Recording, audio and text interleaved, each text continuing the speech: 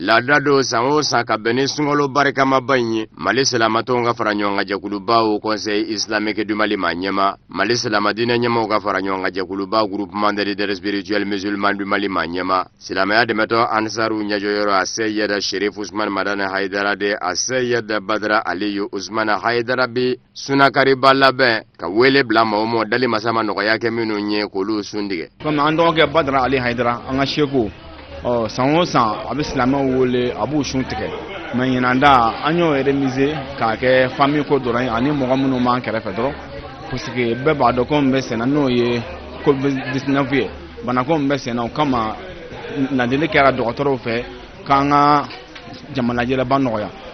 bon ɲinanda kɔni kɛra tan an bɛ Ala fo ka Ala waleɲuman dɔn k'a yɛrɛ fo k'a waleɲuman dɔn yarabi a ye nin min kɛ Ala k'a k'a ye baraji ye yarabi Ala k'a k'a ye ji de Ala k'a k'a ye sɔrɔ ye yarabi sunkaloba in yɛrɛ kama n'ale yɛrɛ kama bana min bɛ diɲɛ kɔnɔ bi yarabi bana Ala k'a ban pewu. An balimakɛ n'o ye Badara Ali Haidara ale bɛ silamɛ bɛɛ lajɛlen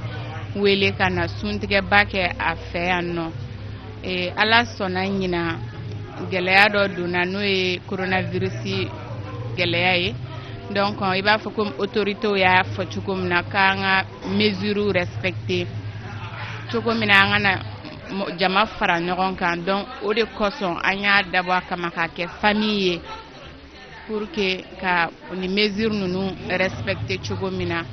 o la an bɛ an balimakɛ yɛrɛ fo a ka ni initiative in na Ala k'a sara Ala k'a k'a ye baraji ye Ala k'a sago d'a ma a bɛ min ɲini Ala k'o k'a ye a bɛ siran min ɲɛ Ala ka don a n'o cɛ an bɛ profiter a ka micro la ka an fa yɛrɛ joyeux anniversaire souhaiter o la komi sinikɛnɛ y'o ka anniversaire ye Tijani kɛnɛya ni labanko ɲuman bɛ Ala bolo Ala k'o nɔgɔya a n'a ka denbaya bɛɛ lajɛlen. Maa minnu yera Sirifila Morikɛ ka sunakari kɛnɛ kan u ye seereyaw di a ka ɲumanya kan ka ɲɛsin a maaɲɔgɔn ma dɛsɛbaatɔw kɛrɛnkɛrɛnnen ɲɛna nin kalo in na a bɛ ŋaniya jiraw minnu kɛ ka ɲɛsin dɛsɛbaatɔw ma o seereyaw kɛra ka laban ka dugawu kɛrɛnkɛrɛnnen kɛ ka ɲɛsin cɛkɔrɔba ma o min furadama bɛ k'a jira k'a fɔ maaw ka ɲɔgɔn dɛmɛ ka hɛrɛ kisi ni maaɲɔgɔn ye ni maaw bɛ laban k'a ye a yɛrɛ la a kɛtɔ ka fandanbalaw ni musofiliyatɔw ɲɛji cɛ dugawu kɛrɛnkɛrɛnnen kɛra a ye. Kumakan laban min lase o ye bɛɛ lajɛlen ka usage n'a ka famille suit parce que pourquoi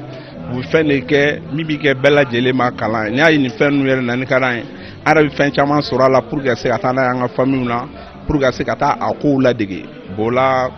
fɛn de don u bɛ fɛn min kɛ a bɛ bɛɛ intéressé bon o de kama an bɛna nisɔndiya min sɔrɔ a la an ma partager an n'an ka famille ni ɲɔgɔn cɛ a kana jamana bɛɛ lajɛlen ka partager o ni ɲɔgɔn cɛ. parce que an yɛrɛ mun filɛ nin ye vraiment ale ka baarakɛtaw vraiment a tɛ se ka fɔ ka ban parce que mɔgɔ an yɛrɛ bɛ a ka kalandenw de malgré que an tɛ matarasa kalanden sa mais a ka baarakɛtaw fɛ an b'a suit a la pour que an fana bɛ se ka ɲɛ don dɔ la nata kama vraiment a bɛ ka mun kɛ silamɛya la nin bon nin bɛ fɛnba de ko fɔ silamɛya kɔnɔ parce que a bɛ mɔgɔw fara ɲɔgɔn kan bon a bɛ silamɛya diya mɔgɔ ye kosɛbɛ kosɛbɛ parce que jɛ minnu bon a ka di kojugu vraiment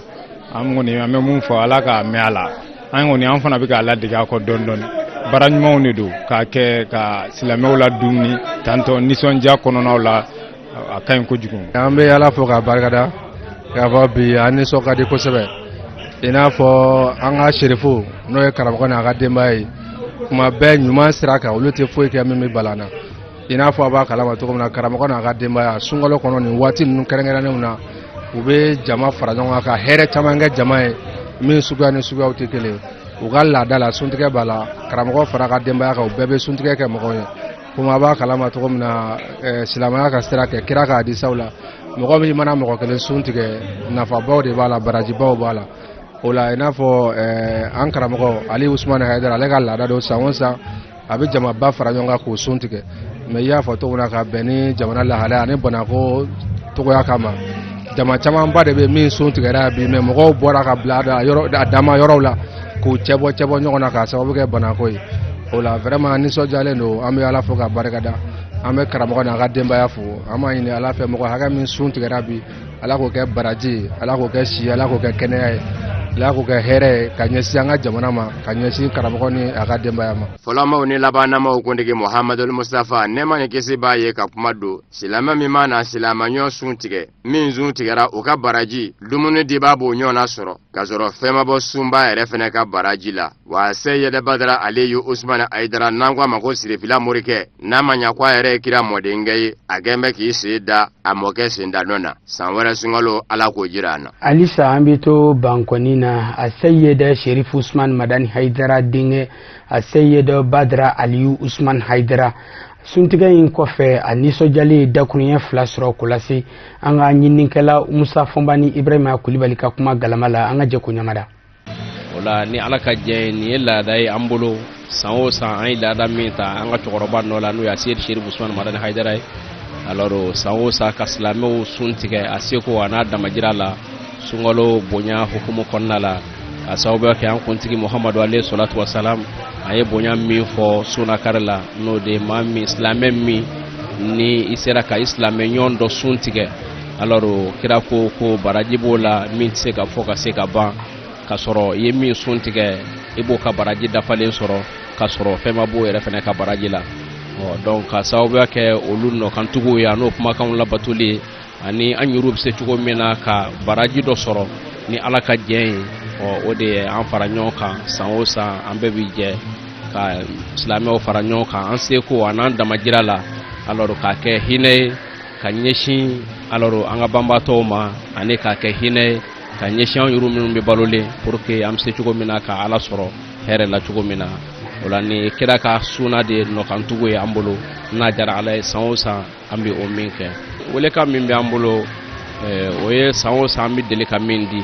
n'o de n'a fɔra sunkalo an hakili la nakun de b'a la a nakun tɛ dɔwɛrɛ ye silamɛw bɛ se cogo min na ka Ala subahanahu wa taala ka bato dɔ sabati n'a bɛ fɔ o ma le 4e pilier de l'islam n'o ye silamɛya jɔsen 4nan ye n'o ye sunkalo ye o tuma na ni sunkalo nakun kɛra o ye k'a fɔ Ala subahanahu wa taala labatoli de don a batoli de don o tuma na a k'a ka mumini bɛɛ a k'a ka silamɛ bɛɛ ye alors i bɛ se cogo min na ka Ala bato ko ɲuman na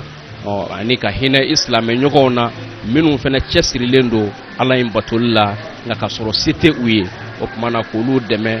duntaw la walima dili fɛnw na pour que u yɛrɛw ka bato bɛ se ka sabati u bolo o tuma na o welekan de bɛ an bolo ka lase an balimaw ma ka lase sindiw ma ka lase silamɛw ma n'a jara Ala ye o tuma na o kɔfɛ an bɛ min da ka i n'a fɔ aw yɛrɛw bɔra k'a fɔ cogo min na an bɛ waati min kɔnɔna la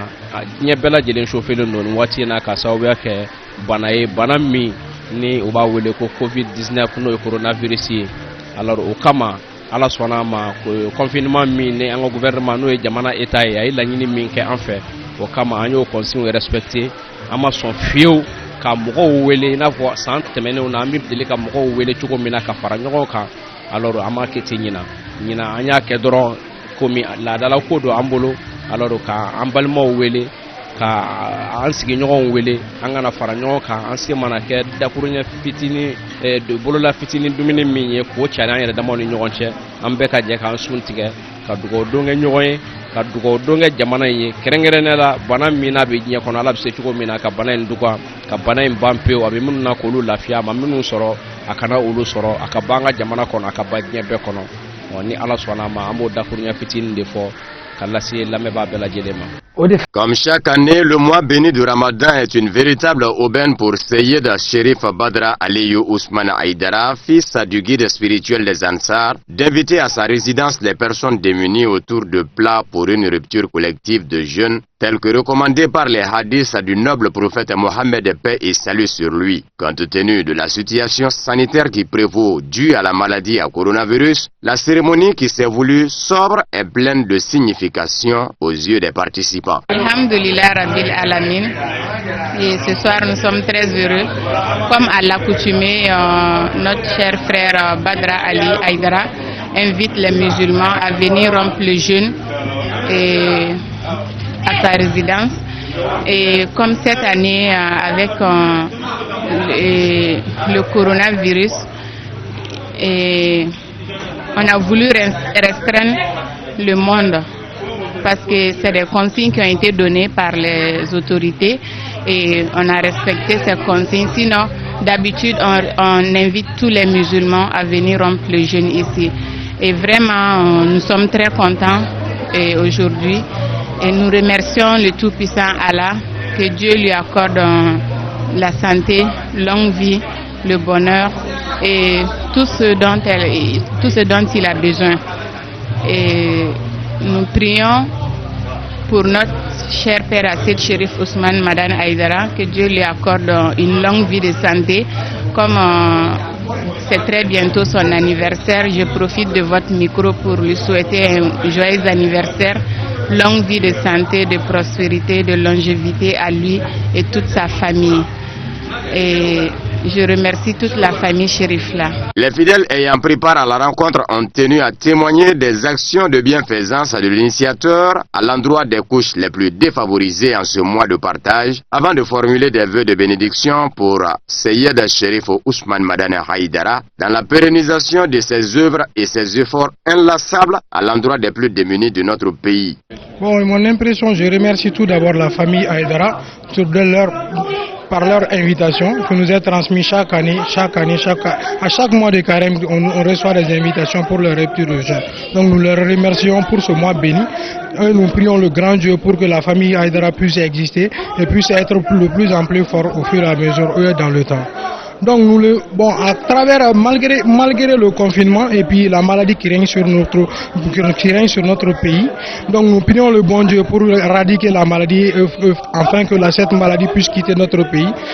que tous les Maliens soient sains et saufs, qu'on puisse se serrer la main à nouveau pour un avenir meilleur de ce pays. Donc la famille Haïdara nous a encore invités pour la rupture de jeûne. Donc nous les remercions. Malgré que ce confinement, on a tenu à réduire le nombre de personnes pour pouvoir faire la rupture comme chaque année. Et Dieu faisant bien les choses, l'année prochaine, ça sera comme avant. Oui, ce soir nous sommes très heureux et nous sommes également très reconnaissants envers la famille chérifienne qui, dans son habitude, les guide tous ses enfants ont l'habitude de faire des dons très généreux à l'endroit de la communauté musulmane, surtout dans ces moments de prière et de remerciement de Dieu. Ce soir, comme fidèle à sa tradition, le shérif Ali Ousmane Haïdara a invité les amis, les frères, la famille pour venir faire la rupture de jeûne chez lui, conformément aux hadiths du prophète, qui auront le jeûne d'un musulman a beaucoup de mérite. Si vous voyez aujourd'hui, c'est des centaines de personnes, mais à des endroits différents, tout en respectant les mesures sanitaires, que cette tradition a été respectée. Et nous sommes heureux et nous faisons beaucoup de bénédictions pour le guide et sa famille, que Dieu nous montre beaucoup de Ramadan et que Dieu pardonne nos péchés et que Dieu nous préserve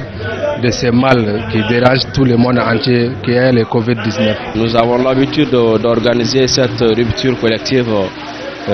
entre nos frères, nos collègues musulmans. Ça veut dire cette organisation est la sunna de notre prophète en fait, qui a dit dans ses hadiths, c'est celui qui rompt le jeûne d'un jeûneur, tu auras le récompense comme celui qui a jeûné, alors que lui-même qui a jeûné n'a pas perdu sa récompense envers Dieu. C'est cela qui nous incite alors à suivre cet exemple pour pouvoir encore avoir beaucoup de récompenses auprès du Tout-Puissant. Alors c'est sur cela que nous avons toujours l'habitude d'organiser cette rupture collective. La maladie du coronavirus qui est propagée dans tout le monde entier. Donc sur ce, nous avons aimé à ne pas faire comme les années passées, comme on le faisait d'habitude. Donc nous avons fait de nos mieux pour inviter seulement que nos proches, ça veut dire nos voisins, nos collègues de classe et la famille, pour pouvoir organiser cette rupture collective. Selon les récits prophétiques, celui qui nourrit un jeûneur pour la rupture du jeûne aura la même récompense que lui, sans que cela n'enlève rien à la récompense du jeûneur. Et Sirifila Morike, comme le surnomme affectueusement ses sympathisants, lui-même issu de la lignée du noble prophète Mohammed, paix et salut sur lui, matérialise ce hadith depuis de nombreuses années. Vivement l'édition prochaine.